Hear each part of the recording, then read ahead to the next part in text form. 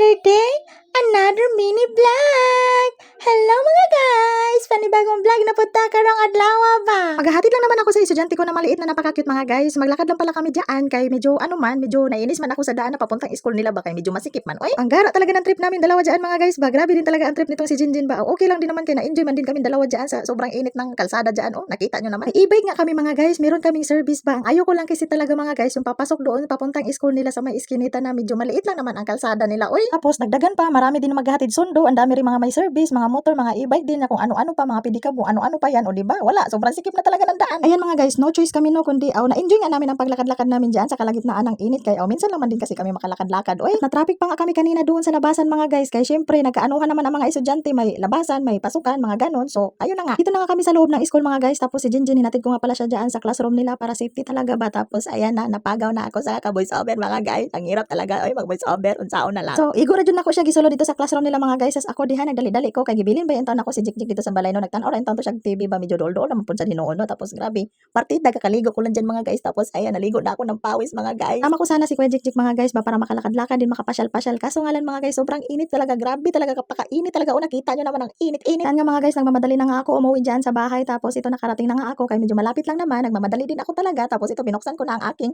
supermarket na SM Supermarket. Ayaw ko nga sana magbukas mga guys kasi grabe napakainit. Tapos kapag tanghali din kasi mga guys, wala masyadong nabili kayong mga tao, natulog na sa loob lang ng bahay, ayaw lumabas. Minsan din kasi sa alipin tayo ng salapi. So ayan, ito bigla na naman dumating itong kapitbahay ko mga guys. Ako lang talaga binabantayan nito ba kay alam ko na mangungutang na naman sa akin yan ba, charot. Oo naman mga guys, siya lang talaga ang pinapautang ko sa lahat ng aking mga kapitbahay ko mga guys. Kaya siya lang naman marunong ang magbayad ba, siya lang talaga as in, siya lang talaga mga guys. Pero kaso nga lang matagal, pero okay na yun basta magbayad. Gusto niya lang daw talaga sa akin mangutang lang mga guys, kay mabait man daw ako, hindi man daw ako nangaaway kasi pag doon daw siya sa ibang tindahan mangungutang, baka daw kasi nakaranas daw kasi siya na pinapahiya daw siya, kung ano-ano pa daw na na salita. Kaya sabi ko sa kanya, ayusin mo din ako, madam ha, kay nako, meron din kaya akong mauubos din kaya ang aking pasensya, charot lang. Tapos ayun na nga mga guys, na nahimik ako dito sa loob ng bahay. Siya talaga ang tagahatid ng chismis na galing sa labas na kung ano din ang nasasagap niya, kung ano din ang chinichismis sa kanya. Kaya sabi ko sa kanya, parang awa mo na talaga madam, wag mo na talaga akong idadamay dyan sa ano-ano mo, sa kachismosa mo, charot lang. Ako ba, meron talaga tayong kapitbahay na ganyan no, yung nandito lang talaga tayo sa bahay tapos hinahatiran tayo ng chismis. Okay lang din yun mga guys, at least aware din tayo ba, charot lang.